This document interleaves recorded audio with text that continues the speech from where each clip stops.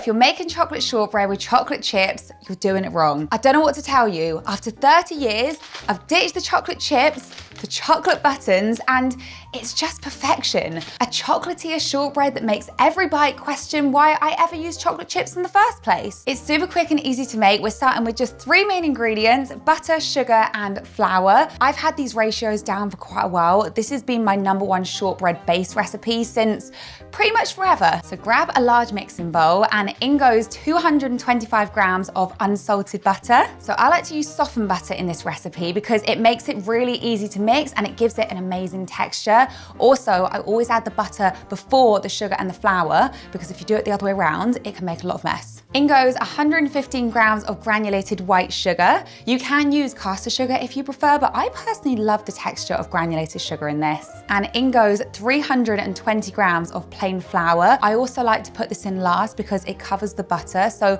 when we go in to mix it with our hands, we're not just diving straight into butter. You know? I'm also gonna add about half a teaspoon of salt. Trust me, this makes the shortbread and the chocolate just come alive and it cuts through the sweetness. You could also use salted butter instead of unsalted butter, but doing it this way just allows you to control the amount of salt that you put in. Now, I love mixing this with my hands. It reminds me of my childhood, but I know it's not for everyone. If you are gonna do it with your hands, just make sure you remove any rings because otherwise they do get absolutely caked in dough. So we're just gonna go straight in and we're just gonna start squeezing it together.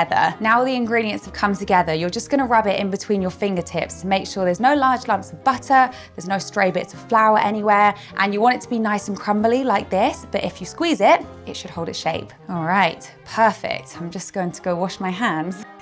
Now that's all mixed in, we're gonna add the key ingredient, the chocolate buttons. I'm using 180 grams and I found this is the perfect ratio for this amount of shortbread. Food is all about ratios. That's what makes recipes work and taste different. It's like buying a brownie and expecting them to all taste the same.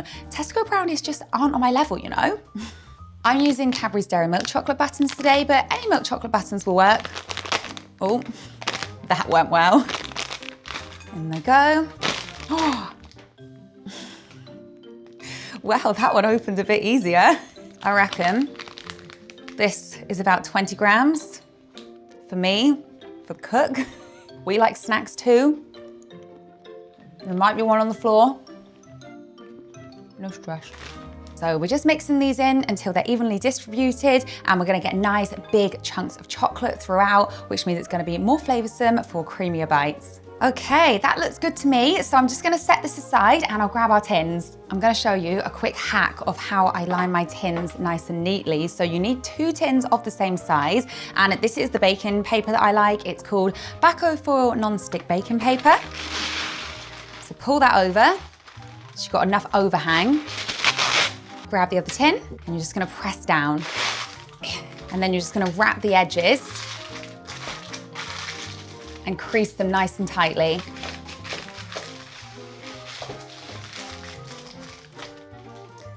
And then you take it off. Ta-da! And it should hold.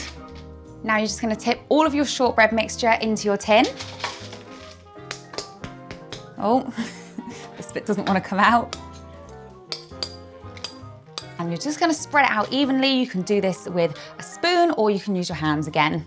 So I like to push it out when it's nice and crumbly first to kind of get it roughly in the position that I want it before pushing down. You can also move the chocolate buttons into the position that you want them. And then just start to press that down, nice and gently at first. There you go. So I've pressed that down firmly now, so it should be nice and flat and even. Now this part is totally optional, but I'm gonna sprinkle some more granulated sugar on top. For me, I feel like it gives it a real classic shortbread look and feel, and a little bit of extra sweetness too.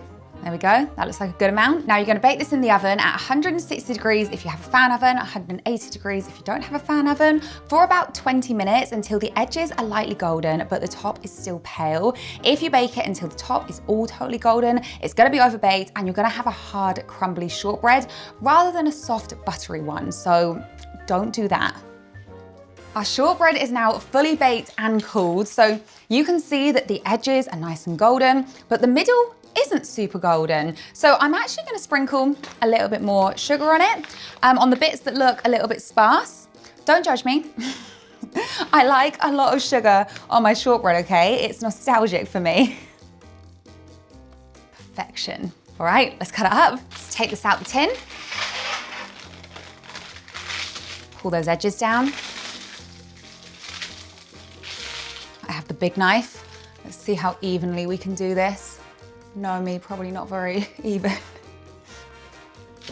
Oh, listen to that crunch. And then in half again.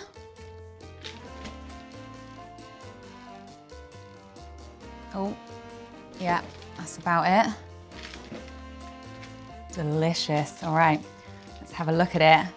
Oh, perfection. This is cooked so well. You can see how like moist and buttery it is, and there is so many chocolate buttons in it. All right, let's give it a go. Wow. Homemade shortbread is so much better than shop-bought shortbread. Wow, that's so good. Can we all agree that chocolate buttons are better than chocolate chips in shortbread? Can we get like ditch the chips on a t-shirt? Wait, no, we can't do that, can we? What about cookies? We still need our chocolate chips for cookies. Now, I think this would be a great time to plug my brand new cookbook, Fitwaffle's Easy 6, where you can find loads and loads of sweet and savory recipes that use 6 ingredients or less, just like this one. There's loads of easy dinner ideas in there, lunch ideas, breakfast ideas, and of course, lots of desserts. And you can order it now on Amazon or wherever you like to shop for books. So let me know if you order it, and I hope you love it. Oh, and one last thing, don't forget to like and subscribe, and I'll see you in the next video. Love you, bye.